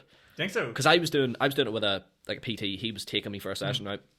And so I was doing it for 4 or 5 months. I was like, I'm getting good at this. Yeah. Then he's like, right, me and you spar. And I'd never been hit before. Do you know what I mean? Yeah. So it's a completely different ball game to hit. Like, he was hitting. I'm like, what the fuck do I do here? Like, I don't know how to. It's like, you don't know until you're hit in the face how you're going to react to something. Exactly, yeah. I don't think I've never been any sort of confrontational. No, I've never been in like a real life fight. Like, I've been started on and stuff, but I just sort of, I'm not a fighter. I just pacified. I'm like, nah, I'm not interested. I hate confrontation. Like, I will avoid it at all costs. Like, 100%. Even if it's something. Like Joe, I'm like, right, you're being bang out of order here. To like to me or something else, be like, look, just leave it. Leave me be. Yeah. Like, I never understand them boys. Like we've all seen them. Joe's just going on a night out to scrap. You're like, yeah. No, that was never me. No, it wasn't that. Well, maybe once or twice, like when I was younger or whatever. I haven't actually went and hit someone, but I've been like, oh, I'm gonna fucking, you know what I mean? Whatever, you get like also flowing, you're like, crying and all. Yeah, we're criers. We're not. Yeah, literally like, crying on stage. It's like, is that boy crying? You're just like, oh, leave me alone. I'm angry. Even with drinking, I don't think there's nothing that's ever tempted me to fucking punch someone in the face. Yeah. See, this is like a somber note, but like you see them like do that one punch shit and all, and you're like, holy shit. Like, see, that's what scared me. My religion teacher told me about that in school, and I was like, is that actually real? Yeah. His mate went to jail, and I was like, fuck. I seen the coolest thing I ever seen night out though was it was a night in Hatfield. We were downstairs and there was like a guy playing guitar and singing or whatever. And next thing, like right beside the stage, this like we scrap broke out, but it was like one of them like typical bar fights where someone just, it's not like you actually stand and like punch and stuff like that. Just grabs and start like ding ding ding ding ding, and the boy playing guitar dropped his guitar, put the boy in a rear naked choke from behind, and your boy just passed out onto the floor. See, that's what I like, because he didn't go hurt him. Like, I was like, that is so. He like just passed out. Then the bouncer like came over and was like, "What the fuck happened?" The guitar was, I just put him to sleep, and then the boy just dragged him outside. It's like that is the most efficient way to stop a fight. That's him told, like of all time. Like instead of like throwing digs or like punch, because if you're gonna throw a punch, you go get punched. Like just sleepers. That's what I like about that jiu-jitsu. I don't know about that. It's like real controlled and like I'm shit at it because you can't be good at it without, you don't know, like if somebody's hard and they hit you, you're probably gonna fall. Yeah. You can't be good at that unless you do it. See, that's why I've known so many people from working all start doing it, and I was like, I can't go into something and not have a base level of decency at it. Like I struggle like with if that. I played Gaelic football, I'd go to soccer and there's sort of overlap there and you'd be half decent at it. Yeah. Like even I suppose like I would not have done stand up if I didn't think it was remotely funny. Yeah. Because there's been people that do it and they'll say to themselves, were not funny whatsoever, but are willing to go through that process, start to finish. If I don't pick it up at like maybe 1 or 2 steps ahead of like basic level, I will not go near it. Yeah, I know what you mean. You don't want to start being really shit at something. I suppose you Yeah. sort of have to be to an extent, but I know what you mean. I sort of, if I don't have like a natural tendency towards it, I just don't want to do like sort of any of it. Like I don't know. I hate losing. That's what it is. Yeah. So if I go in something I know someone's just gonna fucking beat me up or wrestle me or like choke me out, I'd be like, fucking live. And saying that, though, we're so young, aren't we? Like, this is the time to be shit at things. Like, Yeah, actually, that is a good point. Like, this is, I think, like, you always freak me out your age. You're like, what age are you in? 21. Yeah, that is... Why do people always say that to me? Do I seem really young or something? No, you go on as if you know, not that you go on you know so much, you just know so much more than the average 21 That's year wrong. old. I'm a dick then. I go on like I know someone. No, that came out wrong. It's just like, you just... I've had conversations with 21-year-olds, like, and Yeah. there's some of them you lose brain cells with. to put it nicely, like obviously they're not like on podcasts or like, you know, trying to do like coaching and stuff like that. But like, I don't know. I think with you, it's just like you're completely fine with happy to be wrong. Does that make sense? Yeah. And just sort of chat it out and, you know, just learn. Yeah. I think I sort of similarly to myself, like any situation I go on to, if I have a conversation and think something one way and they go, no, it's actually this, I go, oh, actually, yeah, you're right. See, I like the first time. I remember the first time I was on this. Fuck, I thought it was class and I'll just cut my job. I remember saying something with Sink or Swim. You were like, I actually don't like that. Yeah. And I was taken aback, and then I was like, no, I'm glad you did that. Yeah. You know what I mean? Yeah, conflicting views is always, I think, don't good. agree Like, with it. Talk about it, you know? yeah, see, that's what I like. I like people with conflicting views because you just sort of, there's something to gain out of it. It's a debate then. And I find one thing I'm good at is like empathy and understanding where people are coming from. So like, if you can understand where they're coming from before they even have to say the thing, you'll just know what not to say in the situation. To piss someone off, like, because if there's one thing I'm not very passionate about a lot of things in terms of like opinions, views, and beliefs and stuff like That's that. why I don't say really controversial things, because I don't have anything so close to me that like, if someone is like fuck off, I'll not be like, no, you fuck off. I'll be like, okay. I don't have any strong opinions on anything really. Like, yeah, because that's meant to be like a macho thing. You know, you meant to stand up for yourself. Yeah. What did that word Emma taught me? Toxic masculinity. Yes, I've heard of this before. Yeah, toxic masculinity, like where like, you know, it's okay to, like as you said, like just back off and be like no, but like a lot of men feel the need to be like, no, I must be more macho. I must beat you up. I must, because I actually, now thinking about it, right? See, this is how fucking logical I can be. If you're having a conversation with someone and you're arguing with them and it's getting heated and then they punch you in the face, doesn't mean they're right. They just punch you in the face. Yeah. I'll walk over and be like, I was still right in that situation. I know what you mean. It's like I've won this discussion. You're just so frustrated that you're not right that you've just punched me in the face. Yeah. Now, granted, I've got a busted eye and busted nose and all, but in here I know. In here I've got a wee bit more brain damage, but I know I was right, which is literally all that matters. I know what you mean. All that matters to me. But let me see here. I had, what time are we on? No, we're actually not doing too bad. We're fine. What time are we? We're just over 35 minutes. Fucking hell. Doesn't time fly when you're having fun? Yeah, literally. That actually- actually. It's ridiculous. Right, so I wanted to talk about a wee bit more about like not the coaching stuff, like the, you know, the presence and being on stage and stuff like that. Oh, here we go. Are you an overthinker like me in terms of like you overthink what you're gonna wear and like I know what I'm wearing at this event in June already. you're The day he asked me, I was like, what am I going to wear? Really? I went and got these shoes, and then I was You like, gonna- I'm obviously going What are to you wearing? like see the Oh, weather. they're See the all weather kept section. clean though. Yeah. It's because I'm planning on keeping them clean, but Oh, I'll probably right. buy a new pair. You don't want them looking too clean, no? Nah, I like a clean Air Force, man. You're just gonna keep I like them a clean Air minty Force. fresh. Yeah. Yeah, no, I know. I overthink what I'm going to wear and like what I'm going to say, and you know, I've got the talk done. Yeah. I know. Oh, really? Oh yeah, fuck. Yeah, And practice it out. And then how do this is so shameful. How do you practice then? I do just you do it talk in my alone in office, your though. room? Yeah, I do it in my office. But I'm gonna start doing it in front of people because I need to get that out of my system. Do you know what I mean? See, do you know what the thing is? Do you know what's actually unfortunate about your situation is like I can go to open mics and no one gives a fuck. And I can practice. get the reps in, and then you go to like a paid gig, say like Newry or whatever, and like Yeah. Blues or whatever, and you're like, you're like, right, I can nail this tonight. Whereas you probably can't get the reps in as much. See, the only advantage I have is the boy who's running this big event has like a Couple lot. smaller ones. He has a lot of smaller ones that I can, but I actually had to miss one there just before Christmas goes away. So like I haven't actually done it since September. I haven't spoken in front of people in that long. Like, Oh so, shit. yeah, it's quite an overlap until that to June. Fuck, that's all. Yeah, fair enough. Because I find, but the annoying thing is too, once you do it, you want to do it straight away after. I Yeah, find. that's what You I was wanna like. keep the ball First time I did moving. it, I was like, oh, Yeah, you want want to get good at this. you want This is the a new next bit. skill. That's so frustrating because I know how frustrating it is trying to get a gig when it's an actual thing. Open mics are a thing. Yeah. But you can't. Oh fuck! Could you imagine an open mic? Like, Is it like a comedy club in Belfast or what? there's loads. Is it? Yeah. Yeah. I know there's one in Liverpool. I was in it. Yeah. Which one? Open water? No, hot water. It's beside. It's like up the back of the coolies. It's all like the Laugh Club or something. It's like a. Is it like a brick wall? background? No. I can't even I don't know. remember. Who was on? Do you remember who was on? See, to be fair, I didn't actually go in. You know what happened? I only won free tickets to it, but we didn't actually go. I lied there. I'm sorry. What? You want free tickets? I didn't even go. Yeah, I know. That is such a kick in the teeth. There was a reason for it, but I can't remember. We were gonna and then we didn't. But yeah, Shameful. No, you actually should. Like I said to everyone, like, you know, like even like McCooey's and Yuri, it's like I think it's like 15 quid in. The talent in Northern Ireland like comedy is outrageously good. Like I had no clue when I got started like who a lot of people were, but like watch it now and like I go up on a Monday night and just hang about comedy clubs. Even if I'm not on, I'll just go chill about and see what other people are doing and stuff like that. The talent in this country for like stand up and comedy is outrageous. how do you get into it? That's such a niche thing. How did I get into it? Like, are you just a funny cunt? No. I think I always like to fuck about with my mates. Yeah. Right? Like people see different sides of me. If I get to know people for a long time, I am fucking as easy going as it comes. You know, like fuck around and mess around and stuff like that. But it'll take me a wee while to get to that stage. But with stand up, it was always like so. To go back, I actually did. Do you know I did blogging for a while? Blogging. No, but when you followed me and asked me to go on the podcast initially, I went stalked you. Obviously, I found that you'd done this blog and stuff. And so I did a blog, and it was all like motivational stuff. But back then, a young guy, this makes no sense, right? My plan was to always do stand up somewhere along the line, right?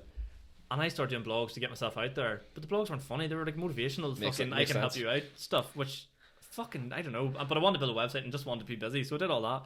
And then afterwards, I was like, right, none of this makes sense anymore. And I was like, and I want to do stand up, but you couldn't because then the world ended. So I had 2 gigs before then.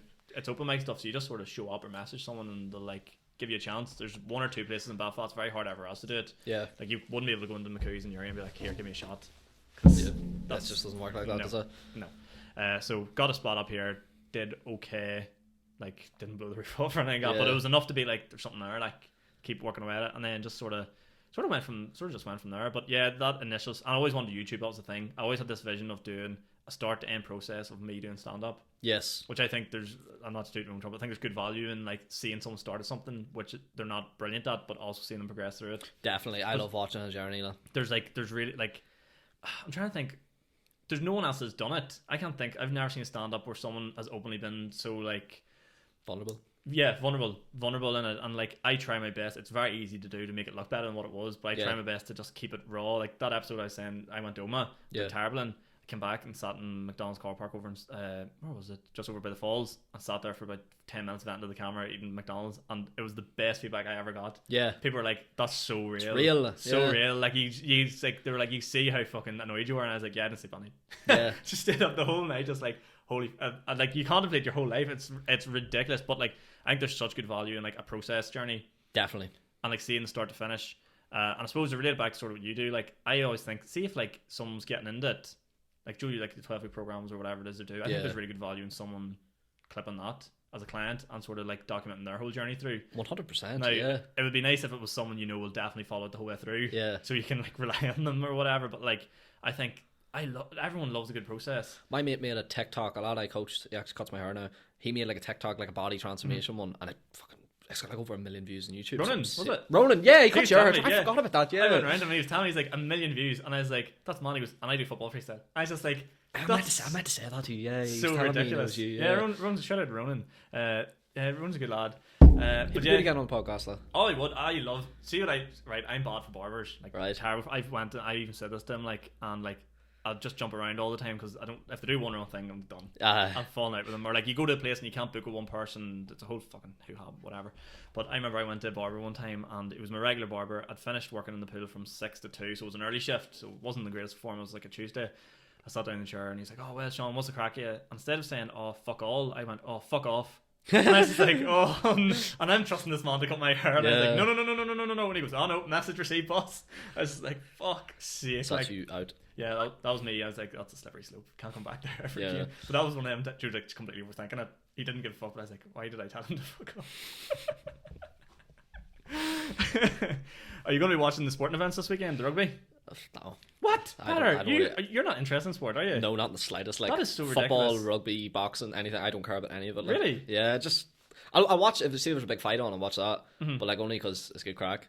What are you like into watching, like lifting or weights or really? Yeah. You wouldn't pick me as PT, would you? Not really. No, like not in the slightest, really. Then where does the coach? That's actually interesting. Where does it come from? Does it come from just enjoying the gym? Yeah, literally. Like and like, the whole confidence he gave me and all, Yeah, the whole true. coach's story, like everyone has it, but that's literally what it was. I just really enjoyed it, and I really enjoyed how it made me feel.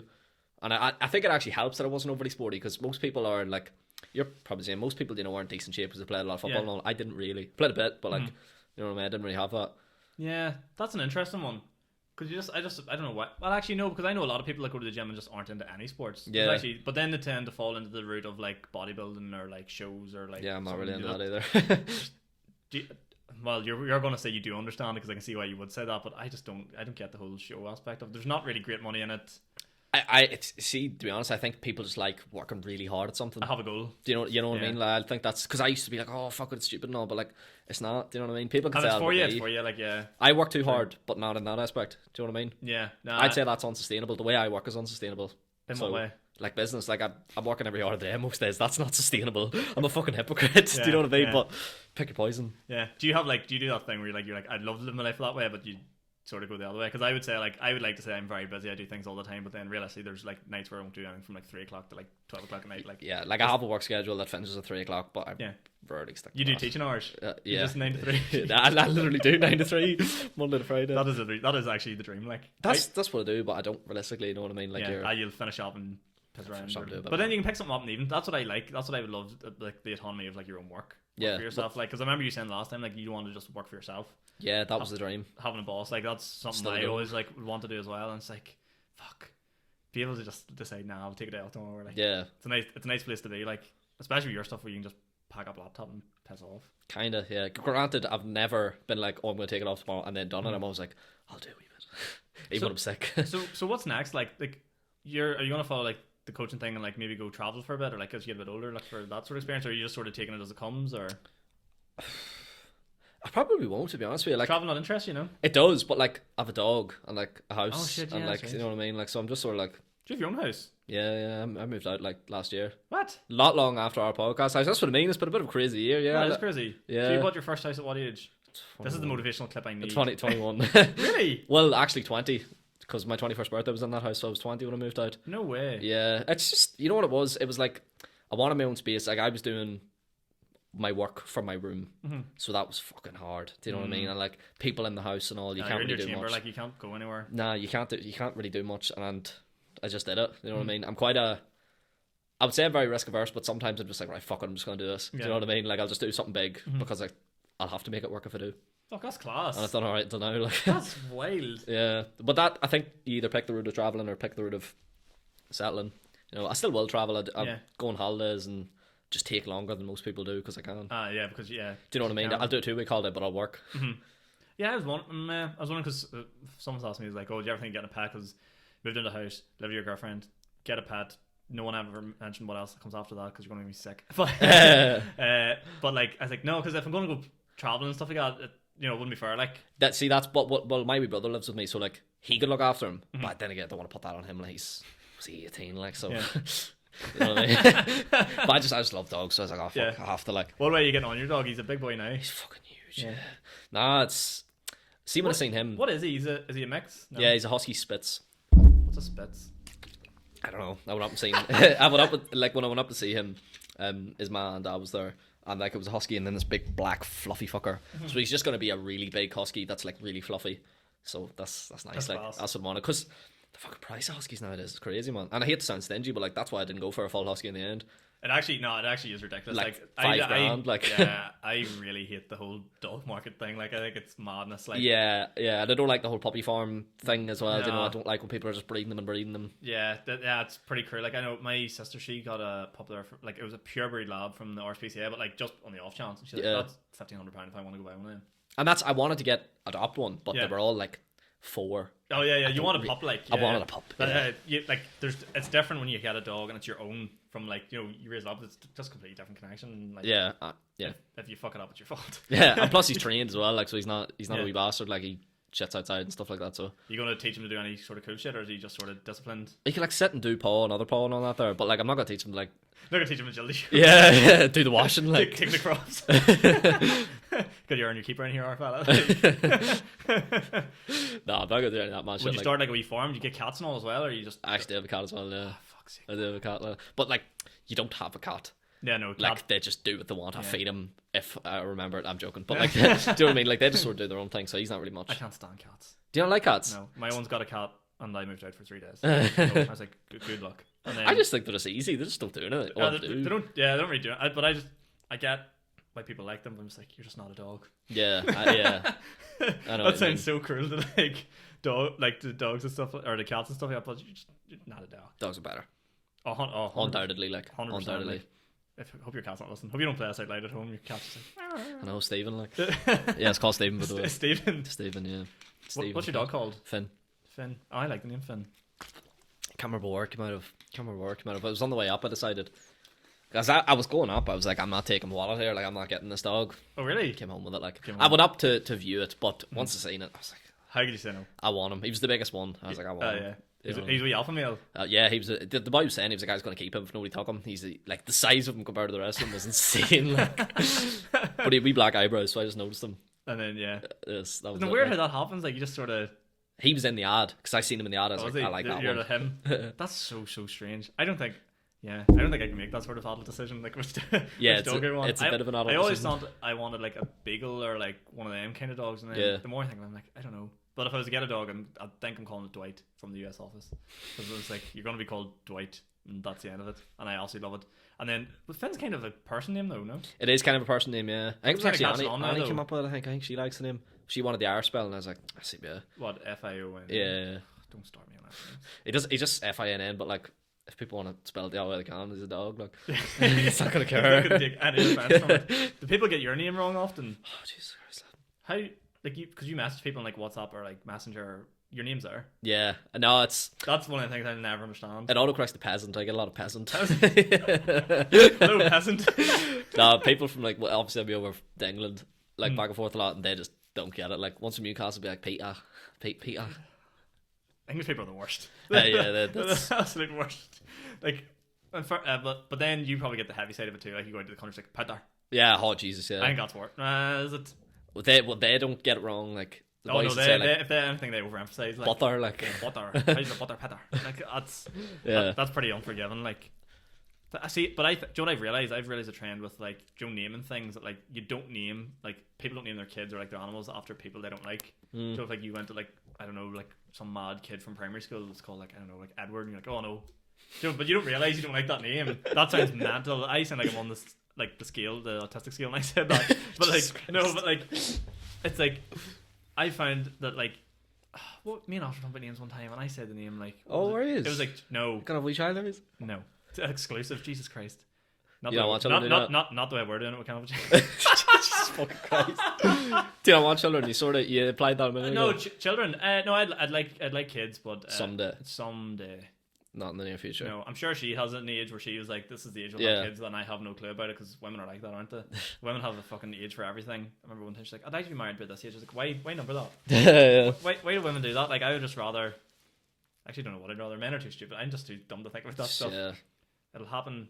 It happens when the woman wants it to happen. I think that's just the way the world works. Like we have no say in the situation whatsoever. Maybe I always joke. I say because I come from a family of 4. I was like 4 kids would be cool. 4. We had 2 boys, 2 girls. So do we. But here's the thing: if you have this is my biggest fear in life. If you have your first kid and it's a daughter, right? I would desperately want a son. So like, which is can you say that? I don't know. I don't know if that's offensive, is it? Well, it depends on the reason why. If you want a son because you hate women, that's bad. No, but like I just want a son because many versions of me. I think that'd be cool. Like I think that's right. Sean Oak. Yeah, that's on the cusp. Could be an option. Could be an option. But I was thinking like if you have a daughter first, right? That's okay. That's fine. That's good. You know, it's your daughter. But then you have a second daughter. Right. Do you roll the dice and go for another child? 3 girls. And have 3 girls. That's pretty daunting. Fair play to anyone still listening to this. Having cancel. As I said, you can't cancel me. You don't have enough of a following, so screw yous. But yeah, that's a genuine fear. That's something that keeps me up at night. Nice one. So better heard you talk with Sean. Go, yeah, no, he's fucked. Absolutely fucked. Man's not having children or podcast. Yeah, no, he's absolutely dead. No, it's all right. Everyone that listens to this knows I'm fucking off the road. That's what I mean. I'm trying to get this more so we're like.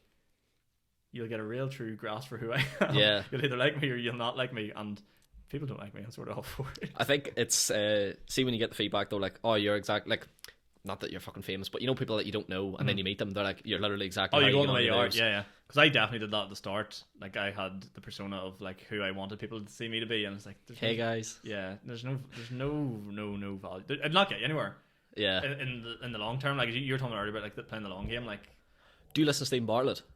Gary Vee CEO? No. You need to listen to him. You would love him. Really? But he's like a UK Gary Vee, but he's less cringy. Wait, Gary CEO, was he not the way that interviewed Molly May? Yes, that Him, one. Yeah, yes. fuck, I'm not talking about that. But anyway, he was saying something about that, about like Gary Vee and stuff, that a lot of people he sees trying to be like them, and he's like, the reason Gary Vee's successful is because he's Gary Vee. Yeah. He wasn't trying to be anybody else. That's it. Like, That's a fair fucking point. Yeah. but do you know what? It's also, I find, this is gonna sound stupid, it's very difficult to be yourself through a medium and in front of a camera. Yeah. Especially because you just physically have to bring more energy. Yeah. Oh Or it's yeah. not Yeah. engaging, Yeah. Or it's not, people don't want to watch it. You still I have to think be watchable. don't be like rude or anything. People are like, Yeah. be yourself. Fuck. Yeah, Oh, yeah, fuck off. yeah. You know what I mean? Just you don't need to swear. Some people, as you said, are like go for the shock effect, like, and just really try to like grab be controversial. unnecessarily, and I cannot stand that. Like, Yeah. Like if I really wanted, I could open up this podcast by saying I only want sons, and I've had, you know what I mean? Like, and try to get people to like engage, and as I said, there's no value in that, and you're going to eliminate a lot of people. Yeah, and I'm not really controversial. Like, maybe there'll be a controversial joke, like, but I'm not going to sit and talk politics or something. True. I want to ask you about a bit of comedy, because obviously I've started and stuff now. Who would be like your comedy? Would you listen to much comedy? Yeah. What do you like to listen to? Gervais. Really? I fucking love Ricky Gervais. Do you know how many times I've watched his last Golden Globe speech? Like, oh my god, that is one of the most outrageous bit of stand-up comedies I've ever seen in my life, and it's because he doesn't care. what do you like about him? It's nonchalant, the right way. He just doesn't give a fuck. Like, he's like, Yeah. he's uncancelable. But he actually, like, when people are like, oh, he doesn't care, I genuinely don't think he does. No, he doesn't. No, He he said it doesn't care before. He's like, I anymore. wasn't famous till I was like 40. I could easily be not famous again. I love how he just wears the same, like, just everything about him. He's Yeah. just so bland. Did you watch his new his show, Afterlife? No. Oh Jesus, don't. Unless you want me crying again in this podcast. I haven't watched it, but I know the premise of the whole show. You've ever watched it? Haven't watched it. Any of it? Not one episode. I don't want to come back on this podcast Because until you watch that. I'm waiting until like I get like a full start to finish run of it, so I just have a big like emotional night instead of dragging it out, because I've heard it's an absolute More like rollercoaster. suicidal than emotional. It's fucking heavy, man.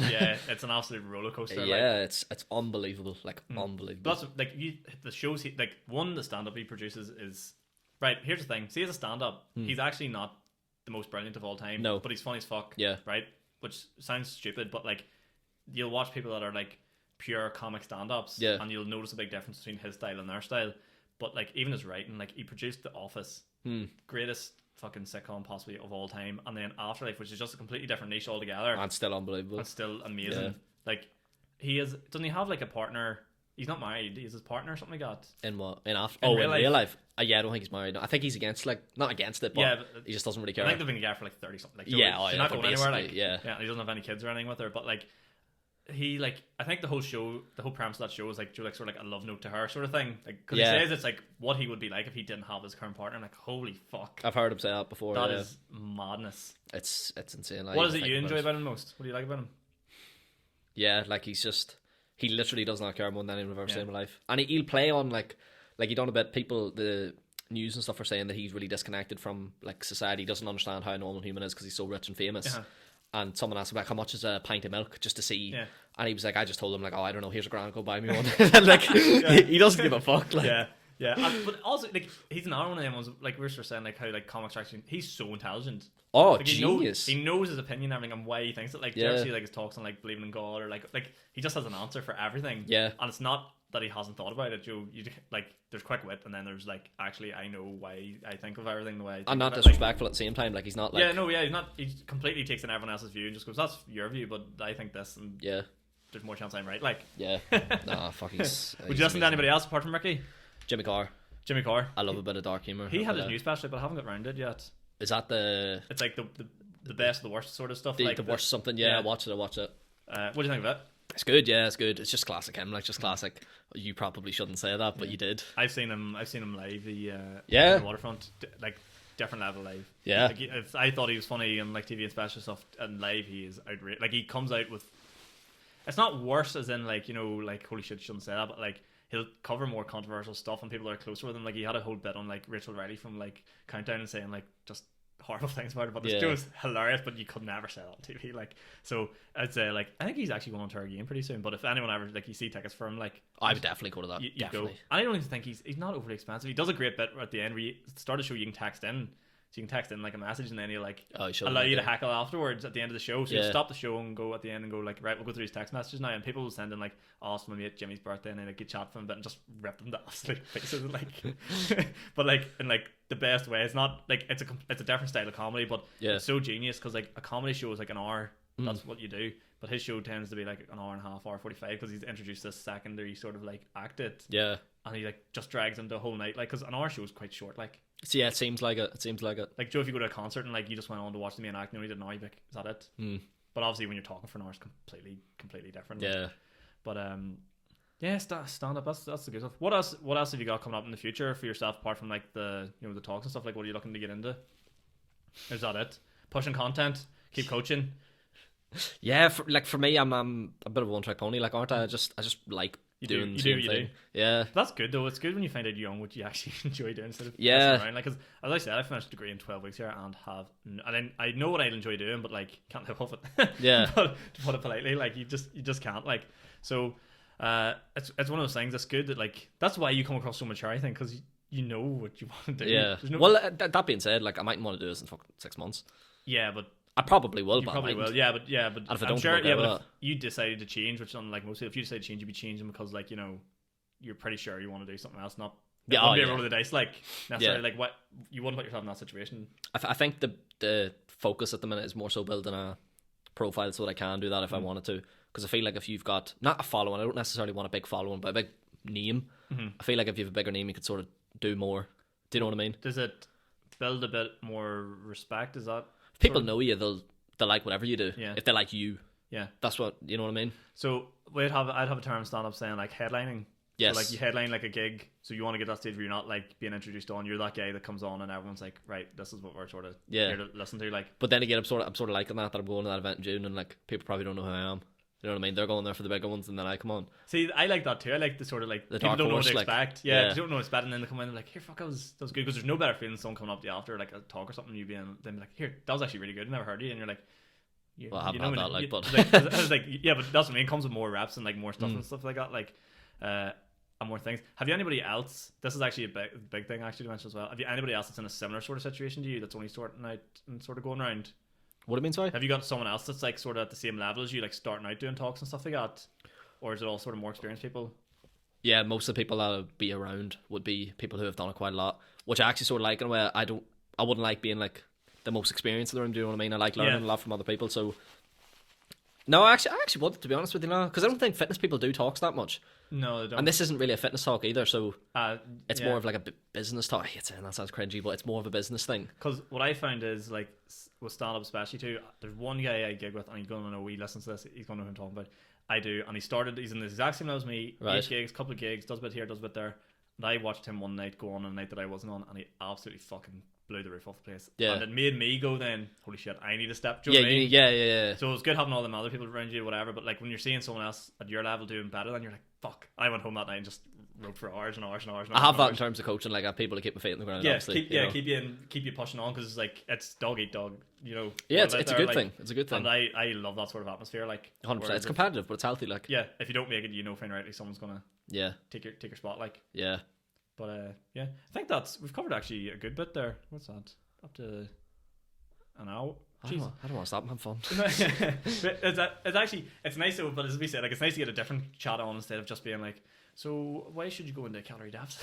If you want to, I'm not bad mouthing it, but like if you want to go listen to, like, there's better platforms than fucking me sitting down with someone to sort of crack on about that stuff. But apart from that, is there anything else you want to shout out or anything else you want to cover while we're on here for the thing?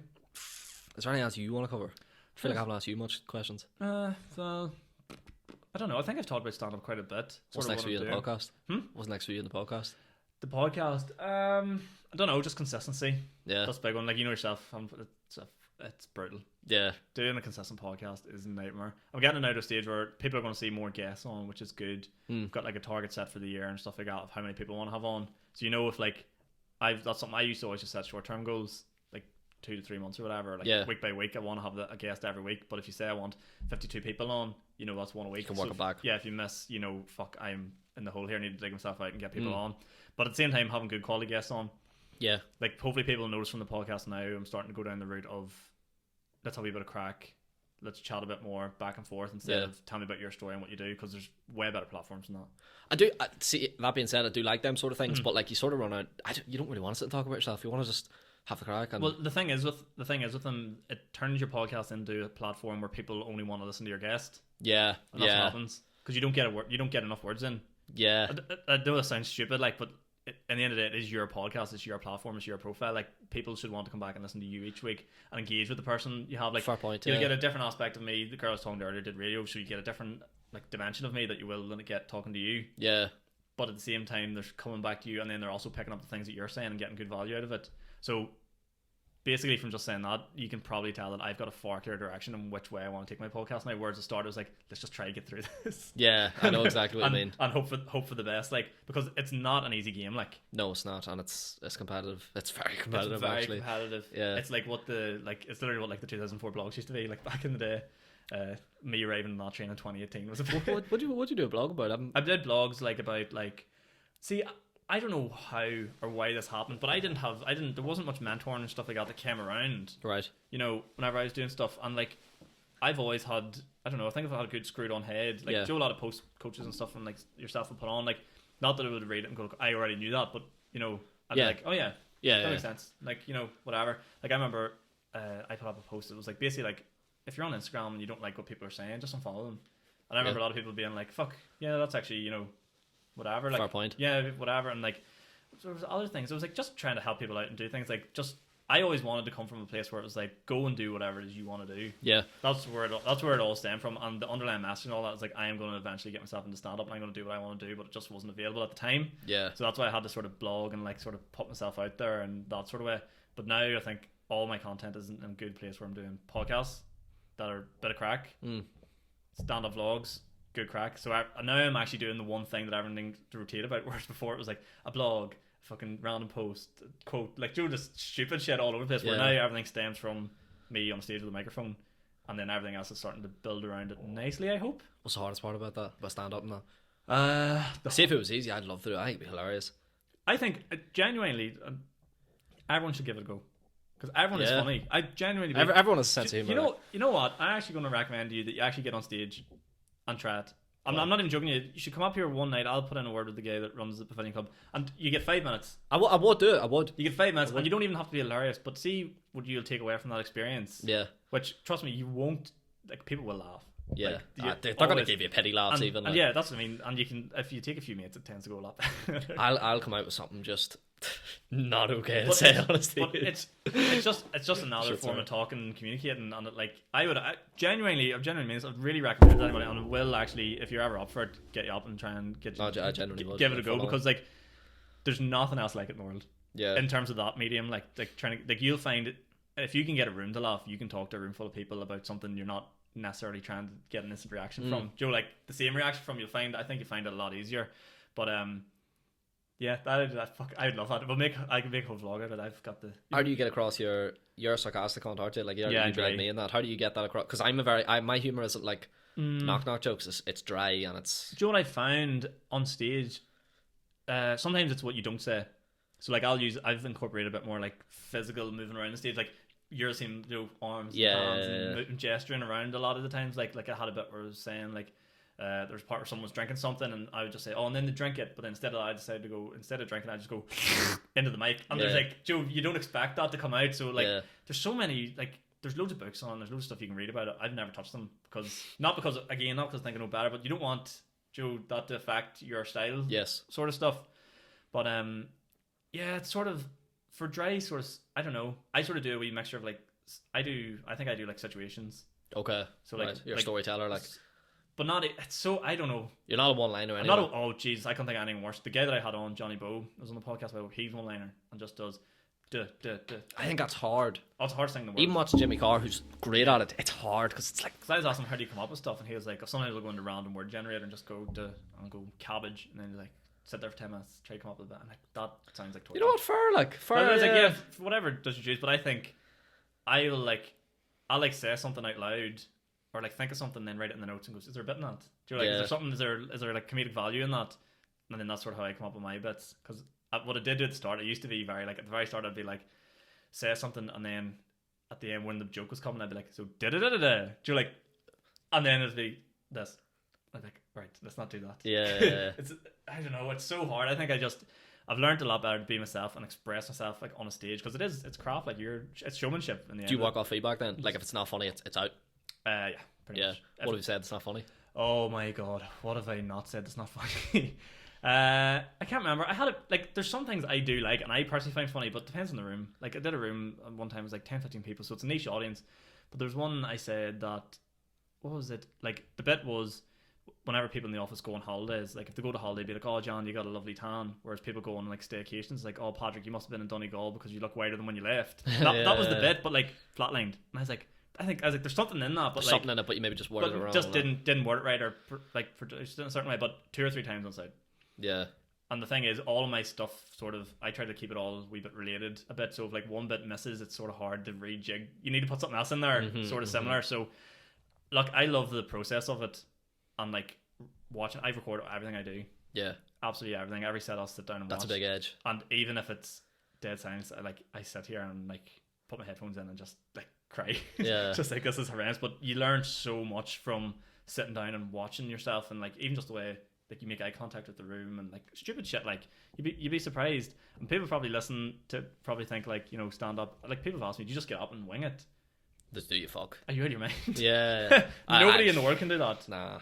Nobody in the world can get up there and just go, so what about fucking like that airline food? Yeah. That's literally the iconic one. Like, but if you were to get on stage, what do you think you'd talk about if you're doing stand up stuff? Stand up. See, I think I'd be very self appreciating. Like I love like stories, but like I always tell a story about when I shit myself for the first one to the gym, sort of thing. Like, you know, like, because I don't really care about telling stories again because it's funny. Yeah, you know what I mean. And I was like 16 at that stage. So that's like young. Yeah. So probably stuff like that. Yeah, I love that self-deprecating humor, because there's nothing worse than someone going on stage and being like, I am class. There was a boy on Britain's Got Talent, I don't know if you remember, it was the first time I ever seen this. He had like cerebral palsy or something, you know, he had Zimmer frame, and he came out and he was like, he had like glasses and long hair, and he was like, I know what you're thinking, like Harry Potter got in a real bad Quidditch accident. And I was like, whoa, like holy fuck. I just thought this, being about 10 years old, thought it was brilliant, so I think that's where I got that from. I love stuff like that. So do you think you'd be able to get a 5-minute bit ready? I think it could. Well, surely if you got on before, when you say the thing was June. So if you got on before June, you would be fucking ready for anything. See, that's what I'm thinking. I'm thinking if I can bomb on a stage, trying to be funny, I can do a wee talk about fucking, you know, like. Yeah, it does make a lot of sense actually. The way he wouldn't give a go. I'm not saying I would love to see you bomb. Yeah, but like it's. There's something about when someone gets on stage for the first time, you're like, oh, what? Because even the guy that'll introduce you on, he did it for me, is like, is this going to be good? Is it going to be shit? Nobody knows. That? Yeah, also dudes, nobody knows. Let's get him off here. And then everyone's sort of like on the edge. Yeah. Like, so. You definitely need to start strong, like, do you? Yeah. The big thing is, Darren was telling me, I think you have 15 seconds to win the board. Yeah. And I think at the minute I run the line of that, my first bit's about 12 seconds or something like that. But once that's out of the way, I'm like, good. What'd he say? We're good. Not telling you. Tell me off. It's because I realized I struggled to start so much because I was just talking about general shit. Yeah. And then it's like, no one knows who I am, anything about me. So let's take a piss out of me for a minute or two here, and then we'll get into this fucking more juicy stuff, chatting shit. Like I think I slag off Ulster University and all that. There, sort of just generic shit. I try to stay away from the like sectarian, not sectarian, but you know what I mean, the fucking demons and us one sort of humor, because there's so many people who do it. That's very common around here though, isn't it? It's bread and butter because it's so obvious. It's not, I'm not saying it's easy to do, but it's just so good. Yeah, it's there. It's the elephant in the room, like. But you know what I found as well, being from like Newry, we live in a bubble. Yeah. And even though like I'm on the cusp of Bestbreak, and I probably should have more insight into that culture as well, but it's like I don't understand. Like you come up here and like guys tell me about like paramilitary, and I goes, I didn't even realize that was really a thing. Yeah. Do you know what I mean? You don't understand. Like I had no clue about any of that. But it's been a good eye opener, and especially when you travel. Like I'd never been in Oma before I went and did a gig there, so I had no idea what to expect. Yeah, which definitely didn't have. Like when you're going into a place and you don't know. I suppose it's different. Like when you go to do your thing, you probably have a good grasp idea where everyone's sort of from. Like and it's not their steady humor. It's like they're all interested in the same sort of thing. So I think I'm gonna try like pull out some jokes on stage, so stand up genuinely might help. You know what? Yeah, that will work. Actually, take some of the stuff you're going to use, and just run it past. I would be 100% authentic and be like, I'm an online coach. It wouldn't be like I'm an online coach and doing talk, let me run this by you. But like, do you know what I mean? I would like introduce yourself as an online coach, rep the deck out of being an online coach, and then sort of go from there. Like, and sort of try working your bit that you're going to use down in the future. Because see, when you know that's such satisfying feeling, see when you know you have a good bit and you know it's going to get a reaction. The feeling they'll not, you're like, oh, here we go. And then it doesn't. no. But when you know, because there's a bit I have now, and like, there's just one line I know is like, this will always hit. Even if it's like a bad room, this one wee bit will just always go well. This is so frustrating because I can't tell people it. Someone's like, fucking tell me, but buy tickets. I buy tickets for my talk too. They're like £200, but buy them anyway. Is that how much they are? Yeah. Why are them talks so dear? Because I suppose it's adding value, isn't it? See, to be fair, if I was just starting out, like, I'm not just saying this because I'm speaking on it, this would be fucking game changing. Like, the speakers are unbelievable. It's really, and of course I'm there, like, so. Yeah, but we were saying like, Joe, people try to fast track money and stuff like that. Yeah, like you can't do that with like stocks, but I do feel like there is good value in the coaching stuff side of it. Definitely, and like there's a side of it, if you get an actual proper mentor that you can physically get your hands on in person. Yeah, Joe, it's different than someone going join my WhatsApp chat and like But whenever you're actually getting your hands on someone, like, that's worth its weight in gold. There's been multiple times where someone has given me one or two bits of advice, and that has changed everything. Yeah, that's what I mean. That's all you need. There are pivotal points that are. And then I find the other thing as well is because everything's networking. Absolutely everything, no matter what it is, everything's networking. You go to one talk with someone, and then you put them, like, you mention the name of someone you've heard before, and then they're like, "Who's that?" And then they see their. Do you know what I mean? It's sort of like, the last year has made me realize how important networking is if you want to be successful in, like, even just your regular job. Even just being in the room. Yeah. That Paul Moore, who I've been working with the last 2 years, I was at a James Smith event in London, and there was an empty seat beside me, and he came over and was like, "Is anybody sitting here?" I was like, "No, I thought it was Aaron at Jody Shore. I didn't know who it was." And then like 6 months later, I'd signed up. I didn't know who he was before that. You know what I mean? Fuck, that's wild. Like, if I hadn't been in that room, I wouldn't be in this one. That is absolutely ridiculous, isn't it? If I hadn't got a student loan to pay to go to London that time, I wouldn't be here. Isn't it amazing how useful a student loan can be if you actually spend it on things? Yeah, I know. And now you have to pay back the fucker. Yeah. My plan's to get out of this country so you don't have to pay back. Just get the fuck out. You'll never find me ever again. Way down south. Yeah, just get out of the fucking place for a while. Come back when I'm like 50, like, student loans all wiped out. Nice. Yes, that's it. Now I'm back, baby. I'm back. Yeah, I think that's the shit of it. Like, you think it's free money, don't you? Yeah, no, it actually is such a thing. Like, because whenever like you actually calculate how much money you spend on going to university, you're like, holy shit. It's actually I know. It's ridiculous. Did you not tell me you didn't finish uni? I didn't finish uni. Yeah, that's right. But you still took the dough while you could. Well, I did like the first full year. I did like first full year, and then the second year I hadn't told them I was dropping out yet, so the loan kept coming in, and I just wasn't going. I just emailed them and was like, "Yeah, I'm out. Thanks for the cheese, but thanks for the cheese, but I'm out." I'm gone. I absolutely love that. Just like saying on, get your loan in, and then fucking cheers, buddy. I know, it's so bad. Like, did no one come looking for you? We're not like, well, where you at? Yeah, well, a couple of months later to give student finance like $2,000. So yeah, right, okay, swings and roundabouts then, I suppose. Like, that was a good day. Oh shit, I didn't. Oh fuck, right, okay.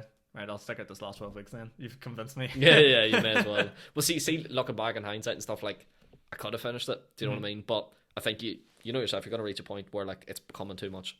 Yeah. And that's where I was at. It was either coaching or uni. I couldn't do both anymore. No. It was too much. Yeah. So I had to make a point. I had to make a decision on it. Such a nice position to be in, though. It is, yeah, because most people don't have that black or white. Do you know what I mean? Yeah. Most people, like, I know a lot at the minute, actually, fucking great coach. He's like a personal development coach, and he works, and he's trying to, like, fizzle into the personal development coaching, whereas I just quit the job. I just dropped out. You know what I mean? I was very all in sort of thing. Yeah. But then again, I was 18. Like, I didn't have anything to pay for. Yeah, you didn't have much liabilities like there or anything. To exactly. Like, it's easy to do when you're that age. Yeah, he's a mortgage and car payments and stuff. You know what I mean? Yeah, and to give all that up is just. Yeah. The gym membership I'd pay for, like. yeah, right enough. Like, fucking, I'm going to be able to afford my iPhone and my gym membership. Yeah, I know. Gym membership this month.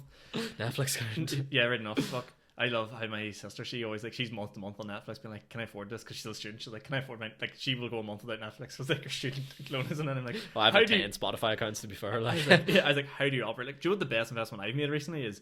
YouTube Premium. People keep saying this. Like, right enough.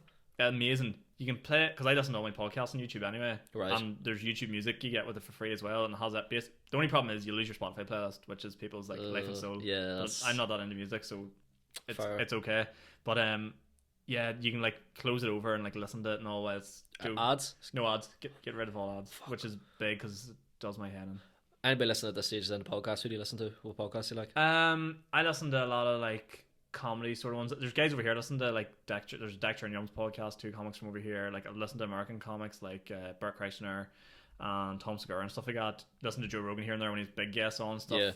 I said I sort of I stay away from the motivational stuff because I think you can get. I don't think you need to listen to a full podcast anymore to get the best bits of it. 10 minutes. Yeah. 10 minutes. 10 minutes. You just get a nugget and then actually go and do it. I think that's the part people miss, isn't it? They get all the information, they're not doing anything with it. That was me, by the way. That's not a criticism. No. That used to be me too. But yeah, that's what it's like. There's really good value in like, I don't know. I follow I think 3. You can check yours because you are one. 3 coaches, and that's all I need to You might think I'm a wanker, but absolutely everyone I follow, bar about 2 people, are muted.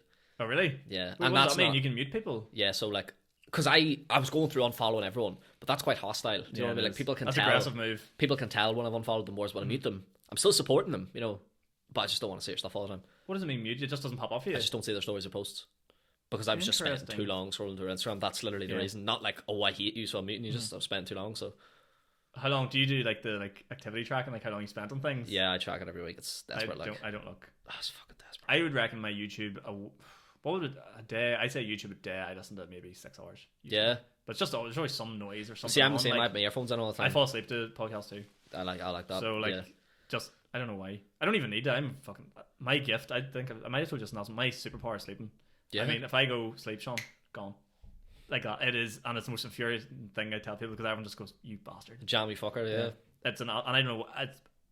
As long as I cannot remember not being able to sleep, and then I'll wake up whenever I need to wake up, and I love the mornings. It's an absolute joke. that is a best. Do you know what I put it down to though? I don't drink caffeine. That's probably before I started on caffeine, I was never let's not go into that, but like caffeine, is definitely a killer. But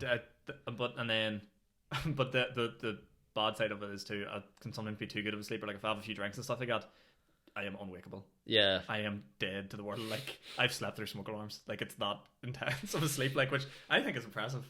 It is. It's it's kind of a talent. You're a rested man. Yeah, I'm the most well rested man in Northern Ireland. What else like then comics and stuff? What else do you listen to? What else do I listen to? Well, what are you looking to get from them? Like I think people listen to them mostly for motivation, whereas I don't really. Sometimes it's just entertainment.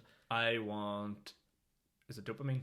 Dopamine, okay. Dopamine release. Just something to make me laugh, something to make me feel good, something to stop me from thinking about everything else. Sort of, not everything else is in like fucking mental thoughts, but just something to take your mind off the shit of the world. Like just you get in the flow when you're listening to them. Yeah, I just chill. I like get my steps in, get my 10,000 steps, and go for a walk. That's pretty much it. I'm trying to think. I'd listen to football podcasts too and stuff like that, but that's not interesting. Just like Arsenal stuff and whatever. But it's just because it's easy listen. Yeah. It's just so simple and like you don't like. I don't like overthinking things. Yeah. I do enough overthinking like without someone else's opinion and trying to figure out something about yourself and do all this deeper stuff.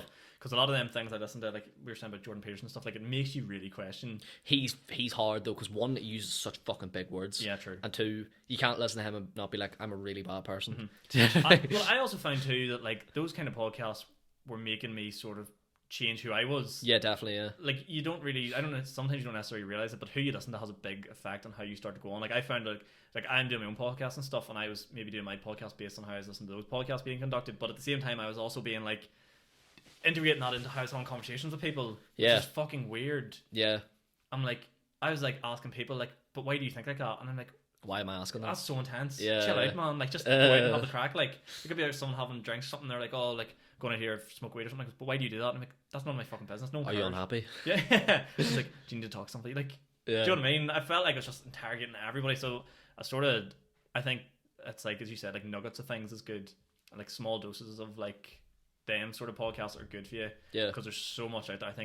I think too much like mental health talk is bad for mental health. 100%. See, when I'm listening to like, say I have an audiobook on the go and then there's like that Jordan Peterson podcast, you listen to that over a couple of days, it's 3 hours. Oh, yeah. I'm listening to that on a book or something, my head's fried because there's just so much going in, I can't do anything with it. But I also think the point is as well, the new sort of like generation of content has conditioned everyone to be like bursts. Everything's a burst. Sure, like short burst intensity. Yeah, like I'll listen to a podcast 1 minute and watch it on my phone and then go on TikTok and scroll while listening to the thing.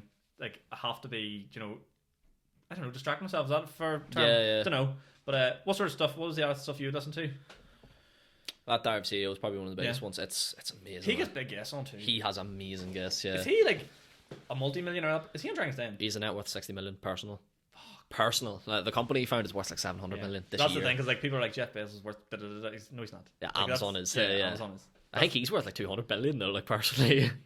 And he lost half it to his wife. Like that's ridiculous. Like, but no, yeah, he's it's just this story and all. You would love a story, like you were saying about a story. He was shoplifting and all, like, you know what I mean. It was really, yeah, oh yeah, homeless. Well, not homeless, but close to it. basically homeless. Yeah, it's a crazy story. And Big S and all, even Jimmy Carr and stuff. Yeah. I love hearing how humble like big celebrities are. Yeah, that's it. Yeah, Like when you get someone on, they're just like talking about normal shit. Like, what was it, the one I sent you? Oh yeah, the Miley Cyrus one. She was talking about like Disney Channel, like how she was drinking and all this here stuff. Like, you're just normal. Like, that's not normal, but you know what I mean. It's like, you're just a maniac. Like, you came across as this perfect, fucking unbelievable. Like, everyone would love to have your life, and she's like, oh, it's just shite. Like, do you ever meet any A-listers? Ever meet any A-listers? A-listers, I definitely have. Who's I've met? Does Phil Taylor count? The darts player. Who's that? Who is he? You don't know who Phil Taylor is? Nah. Phil the Power. No. What does he play? He plays darts. How the fuck am I meant to know that? He's won 16 world championships. No, I've met him, but it was like a meet and greet thing. He was out in the Sheepbridge and my dad worked there. I was like, yeah, I'm gonna go meet Phil Taylor. That's class, mate. That's not groundbreaking. No one's gonna click on that link. Who else have I met? Have you ever met anyone? I'm trying to think. Flash Gordon. That's good. That's a good one, isn't it? That's a really good one. Like, how many times a day does he get like Flash? I didn't know who he was. My cousin was like, that's Flash Gordon. I was like, is it? I didn't realise. He got a photo of him and all. Oh no, yeah, I met Gaz. I've told that story before in the podcast. Yeah, everyone's met Gaz. Yeah, no, but I met Gaz. I served him Subway. I heard this one. Do you know what the mad thing about that story was? He actually shared that clip. I remember you were saying, and I had no other content on my page. I was like, fucking, I had like 20,000 people visit my page that day, and there was one post. Because it was the first post I put up, and I was like, why am I such an idiot? You could have held out. That, yeah. Put it out again. Yeah, definitely. I'm going to put it out again. Yeah. Just keep reusing stuff. I notice all you fuckers do that. Well, I'm terrible for that, but I post every day so people don't notice. Yeah, but that's what I mean. Like, you just regurgitate stuff. And, right, this does my head. And see, Instagram algorithms. Why are Reels... Are we okay to keep going with it? Yeah. I'm happy to go forever here. Yeah. Reels. What is the... Don't even start me on Reels. I have one with 40-something thousand views. That's I'll insane. do a video, just do a post, and get like whatever you're following. Say you have 700 followers, 700 views. Yeah. And you do a reel, and it'll get like 1,000 in 10 seconds. Like, you know what it is? Instagram they want you to use them. don't want you to use TikTok. Yes. So they've give you reels, and they're saying, listen, if you use these, we'll pop people. You know what I mean? Yeah. They're rewarding you for not using other platforms. Because that's what I was doing. I was just like, because it's just awkward to edit them into fucking reel shaped things. Because when you put them in a reel, you have to put them in a score block, and then you have to put them in YouTube format. And you're like, I didn't think of that. Yeah, but that's because you film this way. You're alright. But then for YouTube, you have to flip the other way. I know. I know. That's why I don't do YouTube. I'm already running fucking 3 platforms. Like, yeah, right enough. Like, this is the thing though. People don't realize how much work. Do you know, because we were talking about influencers earlier and stuff like that. Like there is so much work. I know that goes into that shit. Like it does look simple to be like, oh, I got a delivery from fucking post that, but it's not that simple. Can you pause this and I come back to it? Because I already need a piss. Yeah. Work Sorry. I'm just enjoying. I'm looking for the caffeine will do that to you. And that's it.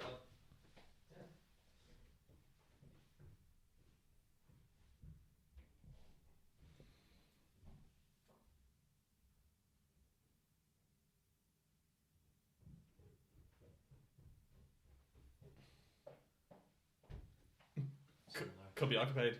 Could be the girlfriend. Sure, we'll wrap up if you want. We get her. I'm happy enough to keep going, man, honestly. If you're happy enough to, I know you probably want to keep it under a certain time. Yeah, we'll probably wrap it up actually. So jump in there and we'll wrap up. What are we talking about there? Oh yeah, content influencers. Influencers, yeah. Yeah, so we'll wrap up now. We'll just go from like content's not easy to make. Yeah. Like it's a. See, I'm an influencer now. People charge off my email. You see that? Yeah, I seen that. How's that a business? I have no idea. I have no idea what that is. I don't even know why I googled myself, but I just seen that and was like, what the fuck?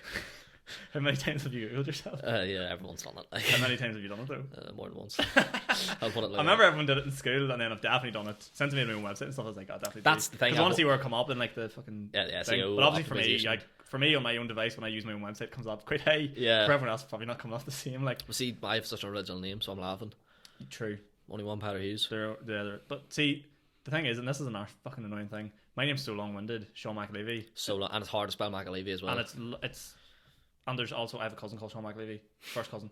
I don't know why parents would do. That's just stupid. Like, so there's another one. He has all the email addresses, all the Facebook. He has everything. He's older, he's older than me. I was like, you bastard. I have a friend called John Lennon, and he couldn't do that on Facebook. yeah.